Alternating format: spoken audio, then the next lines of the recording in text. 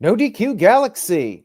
We are live with a recap of the 2024 AEW World's End pay-per-view event, the final AEW pay-per-view of the year. We head into 2025. Some big happenings on this show. Shout out to everybody watching this, whether it's live or on demand. I very much appreciate your viewership and support. Now, let's get into the recap. We have a lot to discuss. Another long show, but not quite as long as usual. I'm actually getting started here before midnight. That's nice. Let's talk about the matches. We had our usual buy-in, the kickoff. We had 3 kickoff matches. Toni Storm defeated Lila Gray. Toni Storm has amnesia. This was her so-called first pay-per-view match. She picked up the win. Then there was a confrontation backstage with Deonna Purrazzo. That set up a match for next week's Collision. Then we had Jeff Jarrett versus the Big Doom, QT Marshall. Jeff Jarrett got the win here. He picked up the victory with the stroke. And then backstage, Jeff Jarrett revealed that this coming Wednesday on Dynamite, he will have a big announcement. So is this the retirement of Jeff Jarrett? I guess we'll find out this coming Wednesday on Dynamite. And then in the final match, Lio Rush, Action Andretti, and the Murder Machines picked up a win over the Outrunners and Top Flight. I'm a little surprised the Outrunners lost. They're doing a bit well in AEW, but they did lose here. I'm also surprised that Lance Archer and Brian Cage won. They usually don't win too often. So there you go. There was some miscommunication with the bad guys, but it worked out for them. Lio Rush tagged himself in, picked up the win with the frog splash. And then after the match was over, Private Party, the tag team champions, remember them as champions, they came out there and had a little face-off with Lio Rush and Action Andretti. There you go. The tag team champions are still around. Now, let's get to the main card. Chat room, leave your thoughts. If you're watching this on Facebook or X, head over to nodq.com/YouTube. That'll take you right over to the NoDQ YouTube page, and you can join the chat room. I put up some of the comments on the screen. Let's discuss the main card. We kicked off the main card with Will Ospreay versus Kyle Fletcher in the Continental Classic semi-final match. Great match here to start off the show. Now, early on, Ospreay was on the outside. He got launched like a lawn dart into the barricade, and he was busted open badly. He was gushing blood. Kyle Fletcher took advantage of this. Kyle Fletcher was taunting the fans, and then he took the blood that was on his boot, and he licked the blood. Crowd chanted, "You sick F." These guys love to do these spots with the blood. Despite gushing the blood, Ospreay was able to stay in the fight. They were countering each other's moves. And then they both ended up down. The crowd was chanting AEW. They even traded headbutts. There was some blood on Fletcher's head from Ospreay. Fletcher tried to cheat. Referee stopped him. Ospreay hit a hidden blade.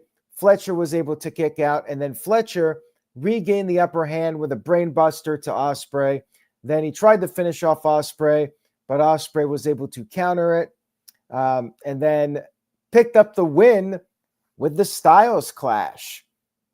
Ospreay gets his revenge on Kyle Fletcher. Really strong opener to start off the show. I enjoyed it. Ospreay did a good job. with the blood and everything, somehow managing to pull off a win. And then backstage, he cut a little promo. He dropped an F-bomb. He was hyped up despite the injury. Next up, we had Okada versus Ricochet in the other semi-final match. Not quite as good as the first match, but still pretty solid. Ricochet embracing the new heel character. He was taunting the crowd. The crowd was chanting Baldy at him. They were singing the Hey, Hey, Hey, Goodbye song, but saying you're bald instead of goodbye at Ricochet. Another competitive match here between these two.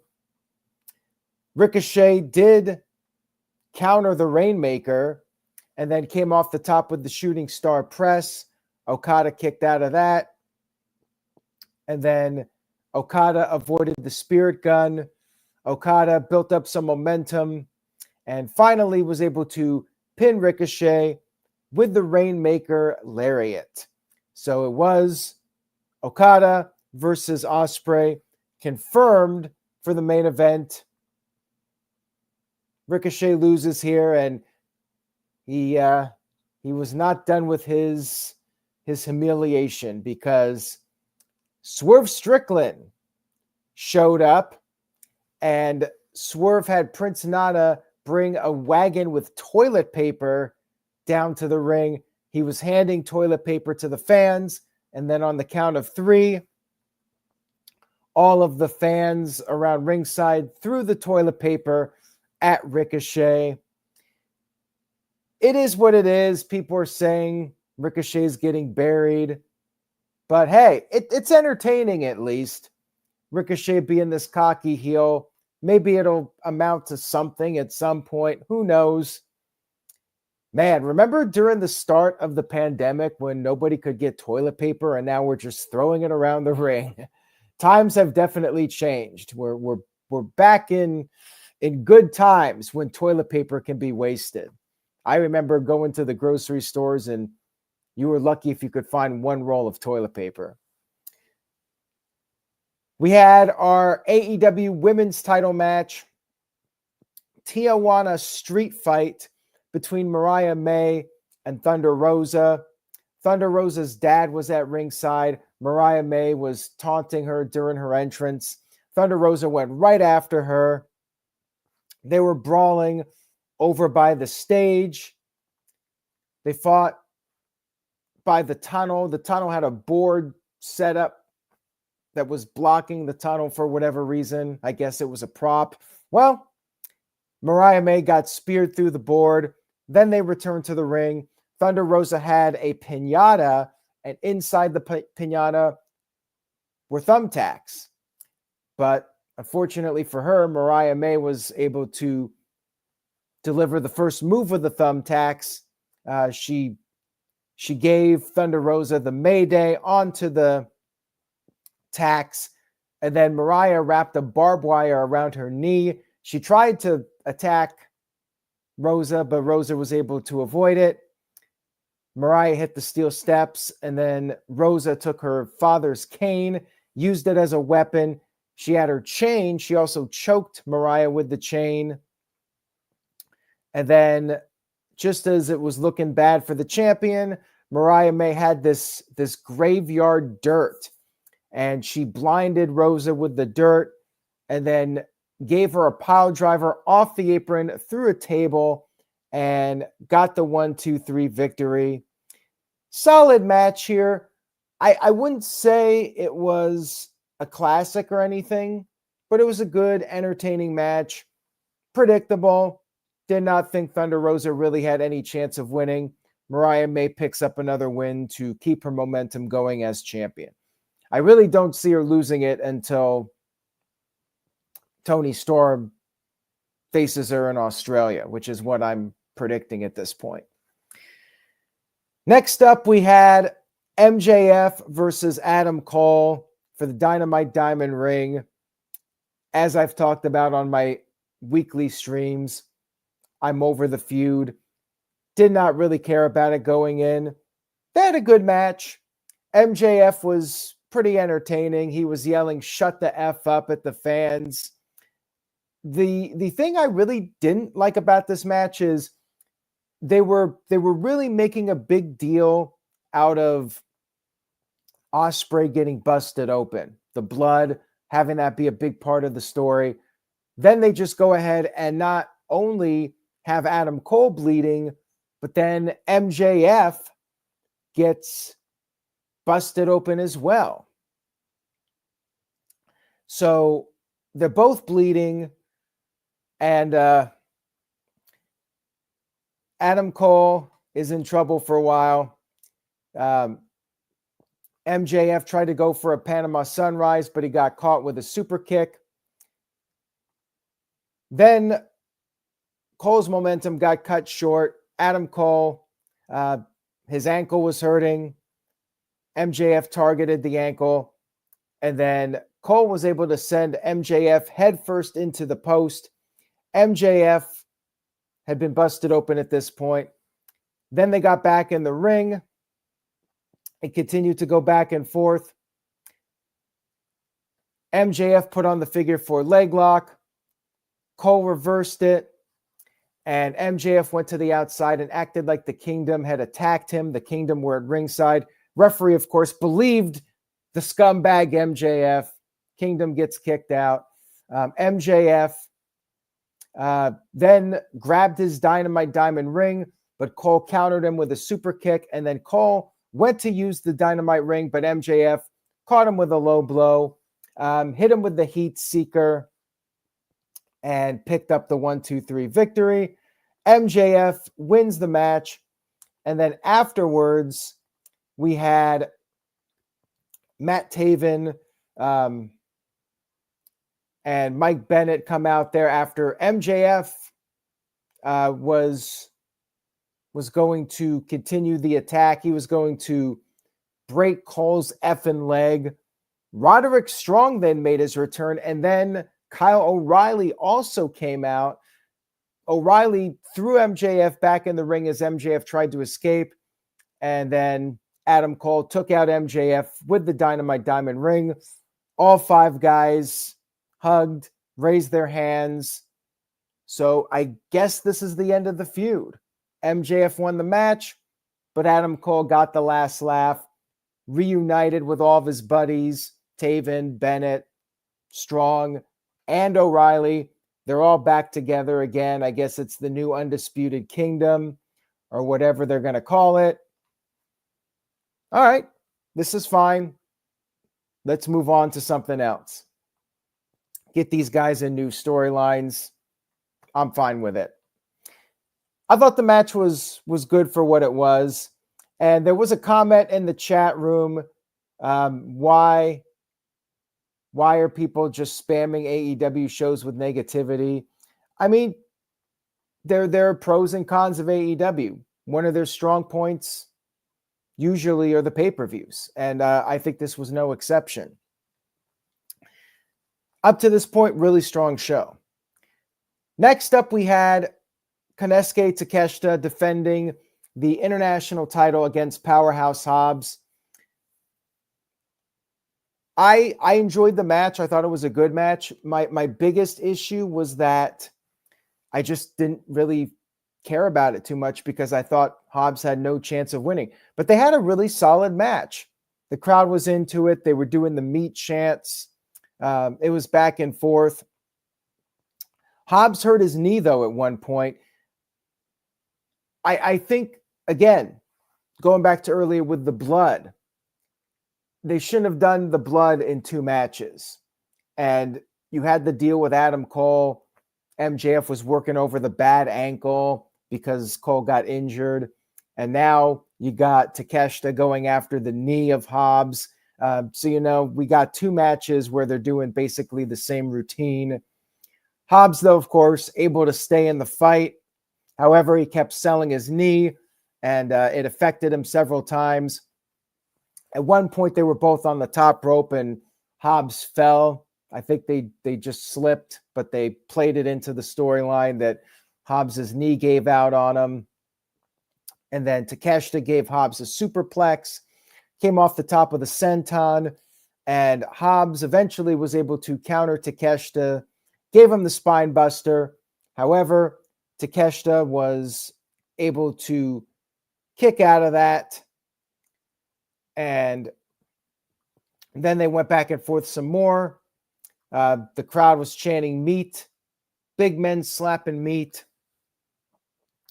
Hobbs wiped out Takeshita with a running lariat, but still could not get the win.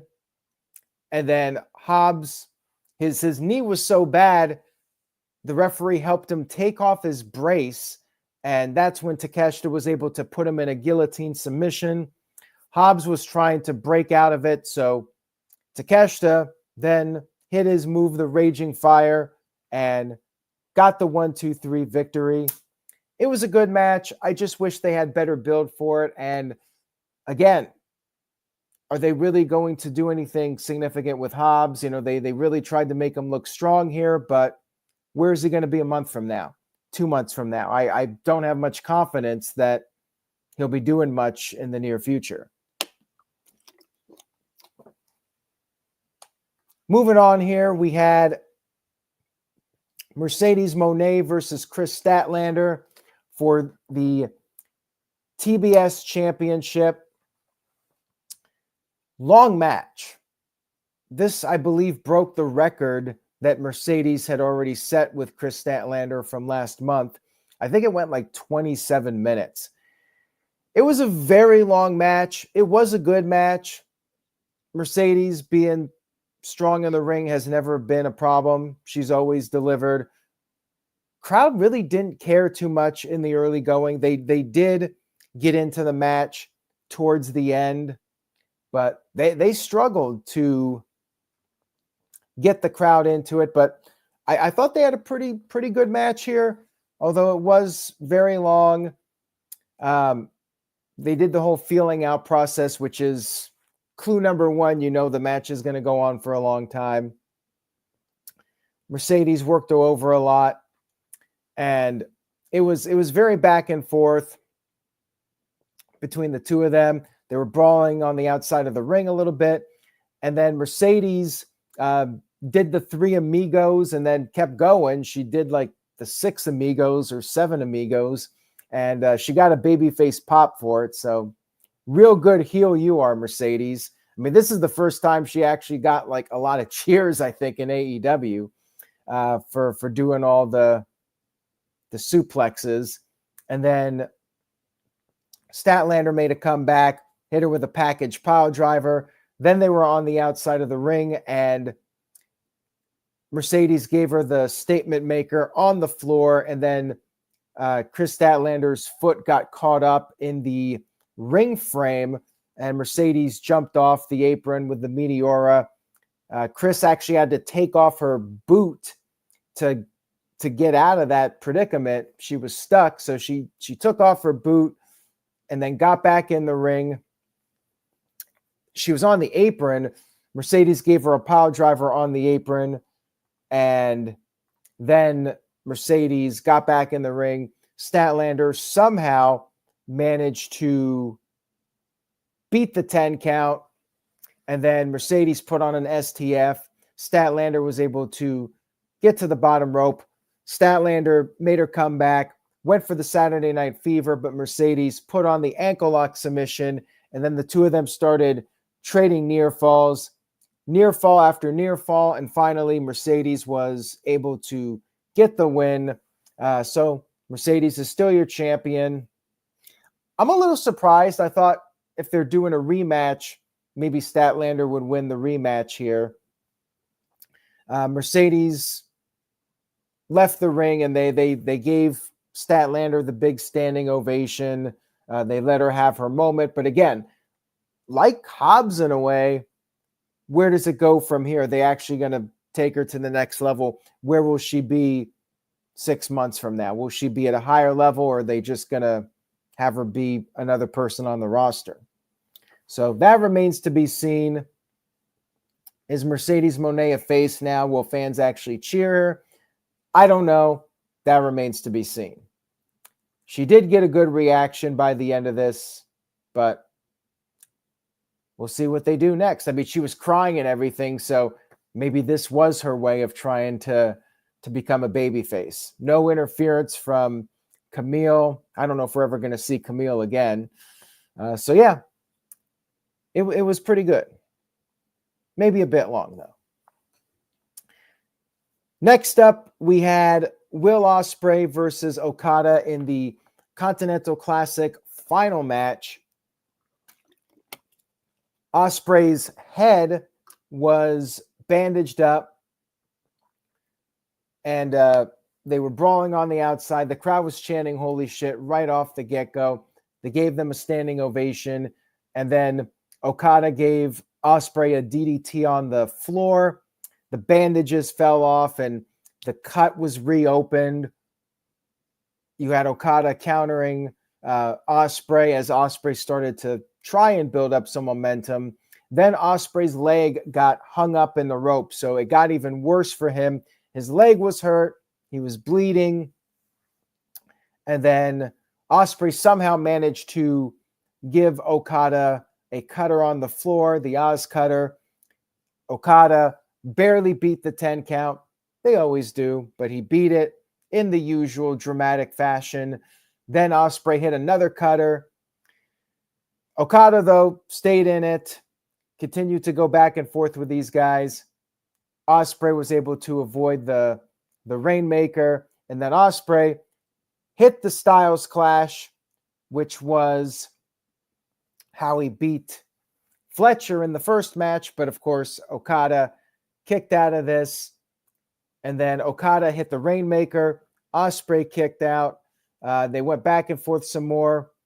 Ospreay hit a Rainmaker of his own, then the Stormbreaker, but Okada kicked out of the Stormbreaker. Then Okada was able to avoid the Tiger Driver. He hit another Rainmaker, could not make the cover right away. Then they countered each other some more, and then Okada hit another Rainmaker and finally got the 1-2-3 victory. It was a great match.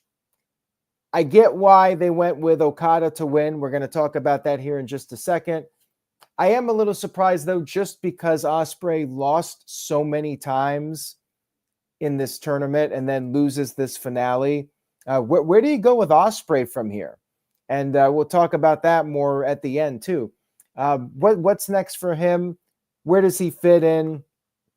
I mean, it feels like he's not going to be in this Continental title picture, but what about the world title? There's other stuff going on with that, so I'm not really sure what's next for him. We'll see. Great match, though. Okada wins. They really pushed him as like the best tournament wrestler of all time. Then we had the big celebration. He did shake hands with Ospreay. Christopher Daniels came out there to present the title, but then revealed that he's no longer an EVP. So he wasn't going to present the title. Instead, there was somebody else to do it.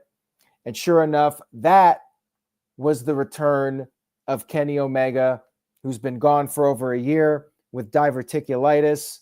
He came out there with the title, presented it to Okada.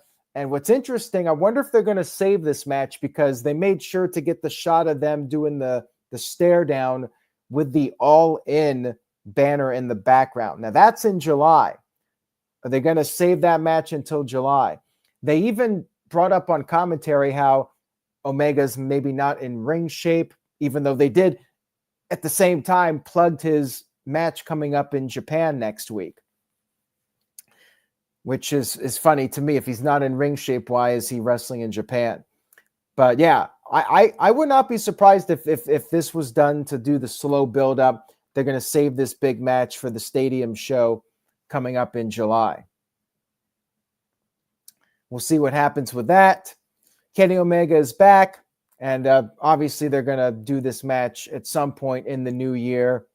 Remember, they had Okada taking credit for Omega being gone when Okada came in early 2024. So they have the history, And it's only a matter of time before they wrestle this time in AEW. We then had the main event of the evening, Jon Moxley defending the World Championship against Orange Cassidy, Hangman Adam Page, and Jay White.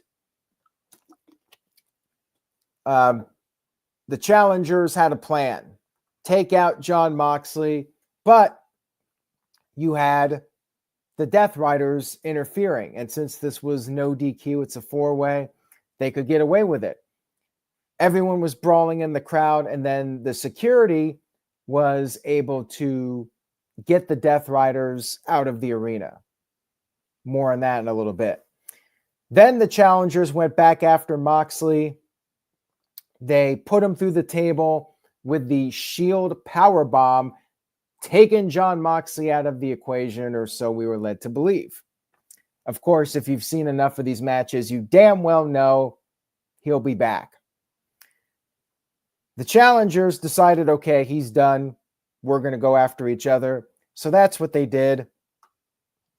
We also got a shot of Christian Cage watching the match in the stands, and Hook was there to make sure Christian didn't try any funny business. Of course, Jon Moxley got back in the match. Nobody was surprised by this. Moxley was bleeding from the back of his head, so he, if these other guys are bleeding, he's got to bleed too. Then everybody started taking turns doing their big moves.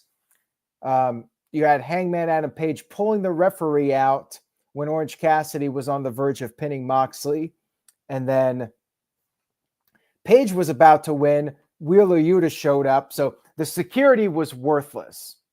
They had one job to keep the Death Riders out of there, and they couldn't even do it. Why not just ban them from ringside? You ban people from the Continental Classic matches because you want the matches to have integrity. Well, what about your world title? Doesn't make any sense to me. But anyways, yeah, Wheeler Yuta was back out there. Page hit the buckshot lariat, but he took out the referee, so there was no referee. Then Jay White came in, hit the Blade Runner to Moxley. Yuta broke up the count. He was taken out. Marina Shafir got in the ring. She got taken out with the Blade Runner. And then Moxley was able to hit the Death Rider to White. Claudio then got the referee back in the ring. Referee counted 1, 2, 3 victory. And Jon Moxley retained the title to the surprise of absolutely nobody. Moxley won the title. Match was a bit of a train wreck. I mean, it was entertaining, but yeah, very predictable. And then after the match, the Death Riders continued their attack, but then FTR showed up. FTR came out to the stage, and they were not alone. We had the return of Adam Copeland. They decided to not hold it off till Wednesday. Adam Copeland is back. We had a huge brawl. FTR hit the Shatter Machine, and then we had Copeland spearing Jon Moxley, and then doing his old bit. He grabbed the piece of the chair like a pipe and put the cross face on, choked out Moxley using the piece of the chair for leverage. Crowd was chanting, "You deserve it" at Moxley. And got the big pop from the fans. And Adam Copeland got on the mic, said Rated FTR was going to take it all in 2025. And the show went off the air with a happy ending this time. So all in all, it was a nice ending to the show. Adam Copeland going after Moxley. Like I said earlier, where does that leave Ospreay? You got Omega going after Okada, and now Ospreay seems kind of lost in the shuffle unless they decide to go with a match with Kyle Fletcher, maybe a rubber match. I could see them doing that. So that's probably what's next for Will Ospreay. All in all, it was a really good show. It was a little bit shorter which I appreciated. I still would like to maybe even see it a little bit shorter still, and maybe start it at 7 and end it at 11, if not sooner than that. But all in all, really good show. To me, the Continental Classic matches were the strongest matches, and that's what I expected going in. Main event was a little messy, but it was cool to have the returns. The returns definitely brought it up. Even though Omega's return wasn't a surprise, we all expected that. Copeland, we thought he would show up on Dynamite. So yeah, just a couple of days sooner than expected. So all in all, I give it a B+. Really strong show. The women's matches were good, and Powerhouse Hobbs match was good. I just wish I cared a little bit more about the matches, and it did feel like they were struggling to get the crowd into some of the matches, but they all showed up, showed out, and they did get the crowds into the matches in the end. So yeah, very good show. I wouldn't say it was one of the best AEW pay-per-views, but still very much worth the $50. Did not feel ripped off at all. Their streak continues. They continue to deliver on pay-per-view, and we got more to come. We got a lot of shows coming up, and we got some stuff to look forward to in the new year. But I do agree with one of the comments I saw in the chat room. At some point, you got to build some new stars. You can't really rely on Adam Copeland, and even Kenny Omega, you can't really rely on. You need to build your new stars. Ospreay's your new star, and you keep having him lose. So what's going to happen with him? Can they rehab MJF? Is there somebody new on the horizon? That's still the big question. Can AEW build some new stars and actually increase their popularity as a brand in the new year? We can only cross our fingers on that one. And that's all I got for the pay-per-view. I hope you guys enjoyed the recap. If you did, please give this video a thumbs up on the No DQ YouTube channel. Stay tuned to NoDQ.com for the very latest wrestling news and rumors. You can read the full results from the show and check out the No DQ review coming up with the fallout from World's End and maybe some WWE discussion. Actually, I'm sure WWE discussion. So check that out. NoDQ.com will keep you updated. Thank you all again. Have a great night. Enjoy the rest of your weekend. Enjoy the rest of your year. Say yes to NoDQ.com, and I will see you all next time.